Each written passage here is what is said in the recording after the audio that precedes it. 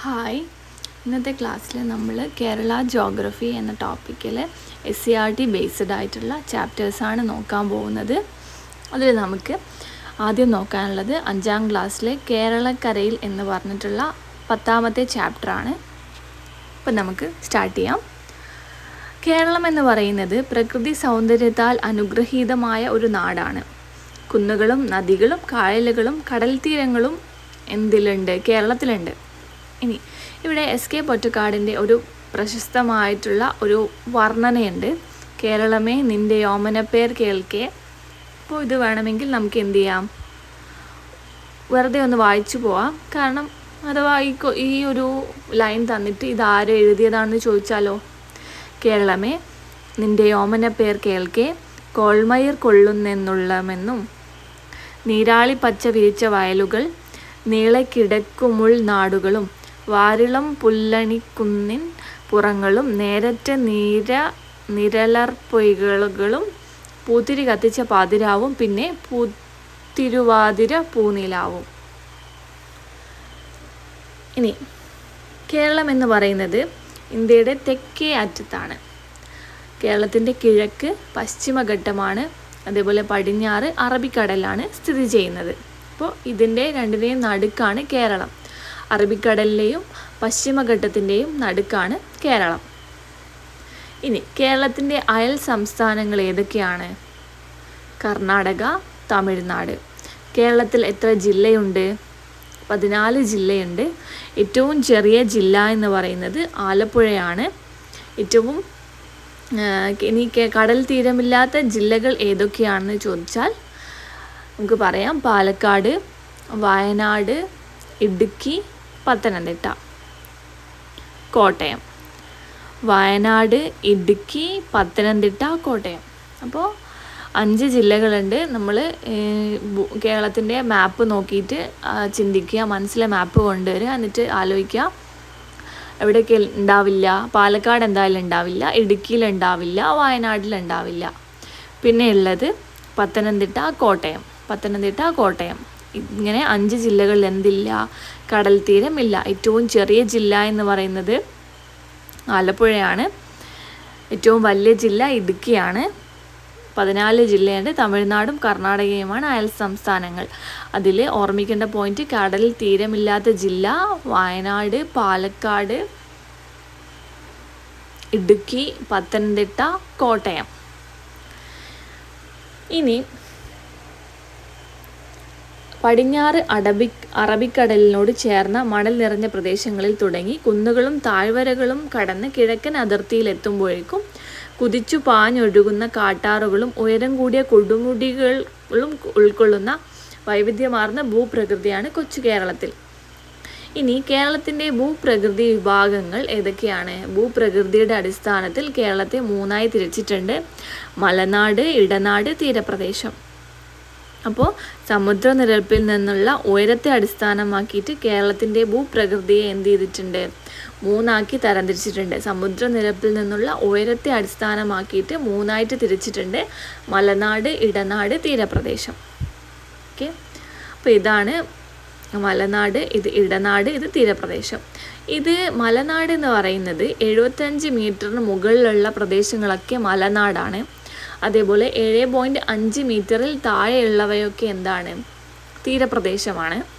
ഇതിൻ്റെ രണ്ടിൻ്റെയും നടുവിൽ, അതായത് 7.5 മീറ്ററിനും 75 മീറ്ററിനും ഇടയിലുള്ള പ്രദേശങ്ങളൊക്കെ എന്താണ്? ഇടനാടാണ്.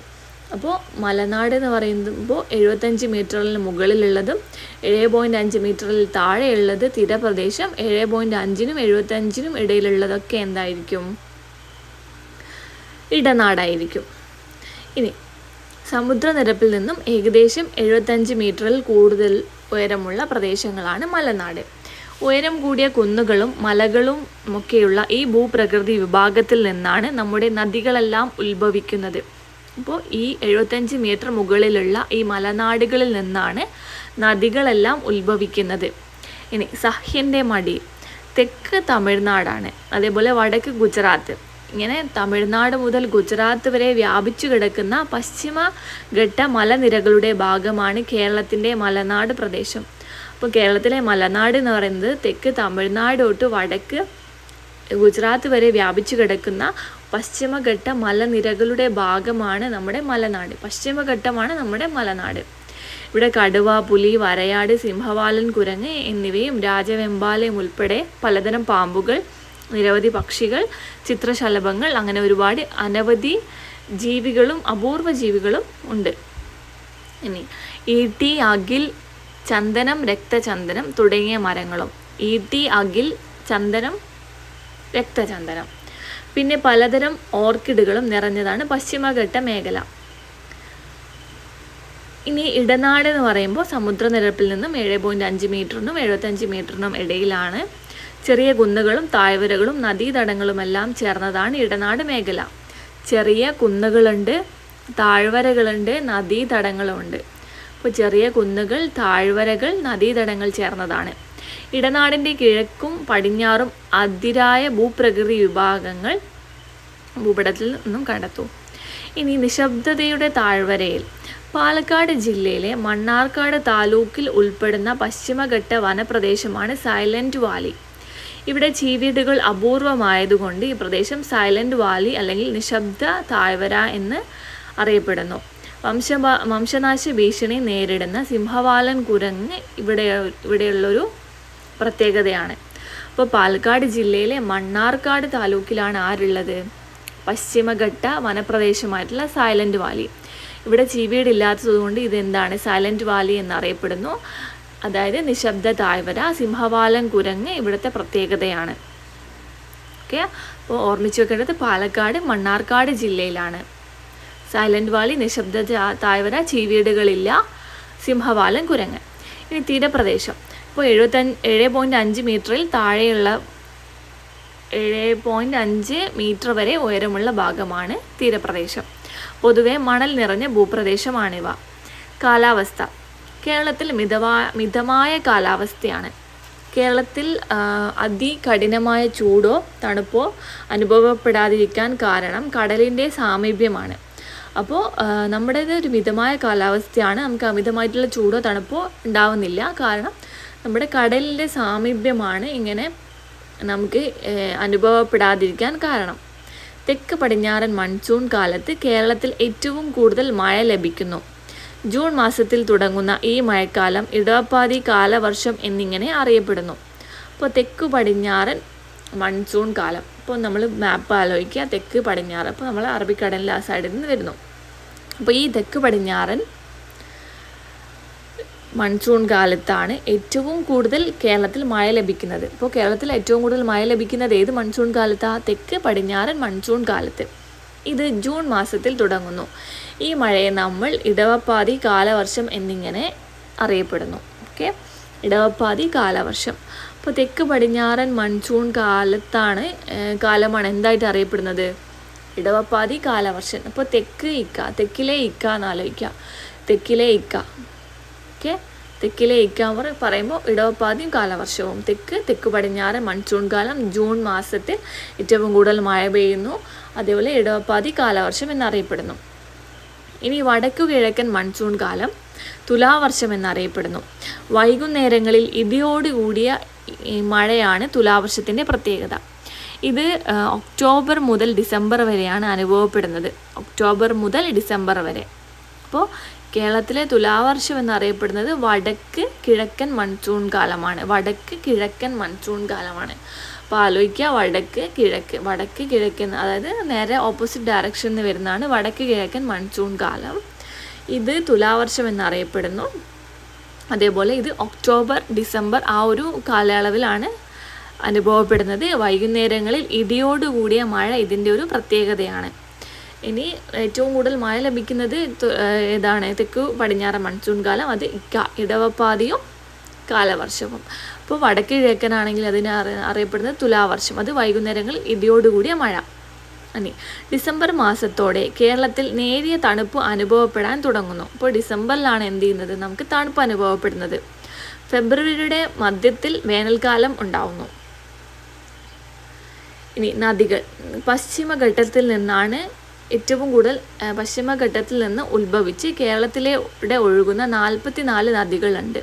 അപ്പോൾ പശ്ചിമഘട്ടത്തിൽ നിന്നും ഉത്ഭവിച്ച് കേരളത്തിലൂടെ ഒഴുകുന്ന 44 നദികളുണ്ട്. കബനി, ഭവാനി, പാമ്പാർ എന്നിവ കിഴക്കോട്ട് ഒഴുകുന്നു. ഓക്കെ, കിഴക്ക് ഒഴുകുന്ന നദികളാണ് കബനി, ഭവാനി, പാമ്പാർ. 44 നദികളുണ്ട്. പെരിയാറാണ് കേരളത്തിലെ ഏറ്റവും നീളം കൂടിയ നദി. ഇനി പുനർജനി. അപ്പോൾ 1/4 നൂറ്റാണ്ട് മുമ്പ് വറ്റി വരണ്ടുപോയ ഒരു നദിയാണ് അട്ടപ്പാടിയിലെ കൊടുങ്ങര പള്ളം പുഴ. ഓക്കെ, 1/4 നൂറ്റാണ്ട് മുമ്പ് വറ്റി വരണ്ടുപോയ നദിയാണ് കൊടുങ്ങരം പള്ളം പുഴ.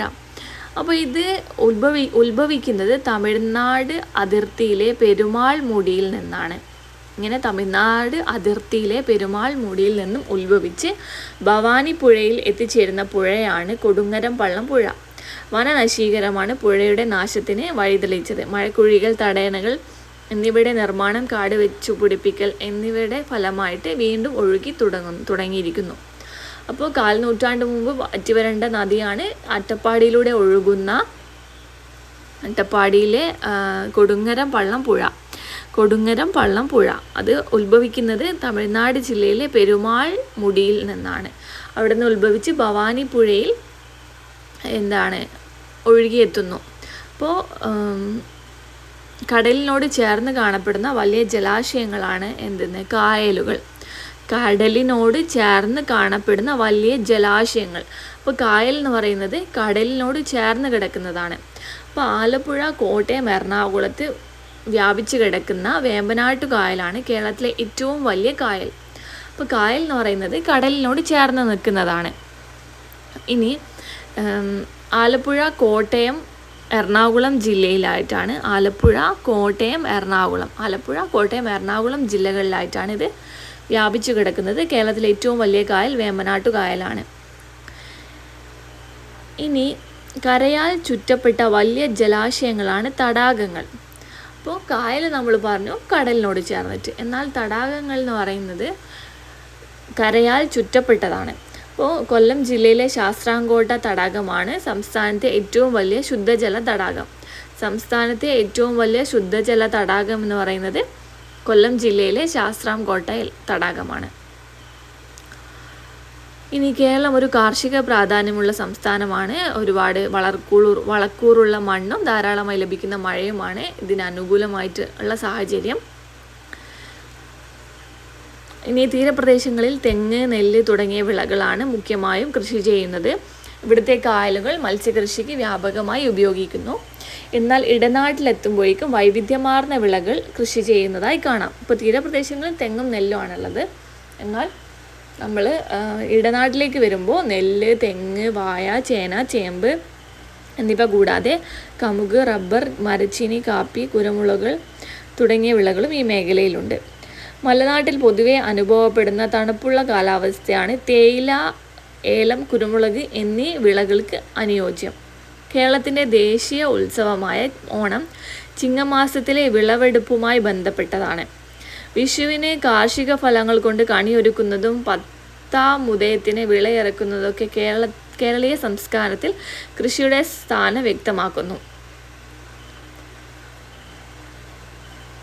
ഇനി ഇമ്പോർട്ടൻ്റ് ആയിട്ടുള്ളത് കേരളത്തിലെ തിരുവനന്തപുരം മുതൽ ഹോസ്ദുർഗ് വരെയുള്ള ജലപാതയുണ്ട്. തിരുവനന്തപുരം മുതൽ ഹോസ്ദുർഗ് എന്ന് പറയുന്നത് കാസർഗോഡാണ്. പിന്നെ കായലുകൾക്ക് കുറേ പാലങ്ങളുണ്ട്, അതേപോലെ ദേശീയപാതകൾ, അങ്ങനെ ഒരുപാട് കാര്യങ്ങളുണ്ട്. പശ്ചിമഘട്ടത്തിൽ ചുരങ്ങളുണ്ട്. പിന്നെ തിരുവനന്തപുരം, കൊച്ചി, കോഴിക്കോട് ഇവിടങ്ങളിൽ അന്താരാഷ്ട്ര വിമാനത്താവളങ്ങളുണ്ട്. ഇത്രയൊക്കെയാണ് ഈ ഒരു ചാപ്റ്ററിൽ ഇമ്പോർട്ടൻ്റ് ആയിട്ടുള്ളത്. ഇനി കേരളത്തിലെ റെയിൽപാതകൾ ഇല്ലാത്ത ജില്ലകൾ ഏതൊക്കെയാണെന്ന് ചോദിച്ചാൽ അത് വയനാടും ഇടുക്കിയുമാണ്.